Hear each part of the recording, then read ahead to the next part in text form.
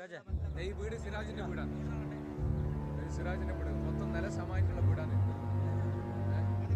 ഈ ഒരു വീട് ഫുള്ള് പൊടിയായിട്ടുള്ളതാണ്. കുറച്ചുകൂടെ അടുപ്പിച്ചോർക്ക് തോണി കുറച്ചുകൂടെ അടുപ്പിച്ചോർക്ക് തോണി ഒന്നുകൂടെ കുറച്ച് അടുപ്പിച്ചോർക്ക് ഒന്ന് തുറക്കാതില്ല. ഈ പഴയ സാധനം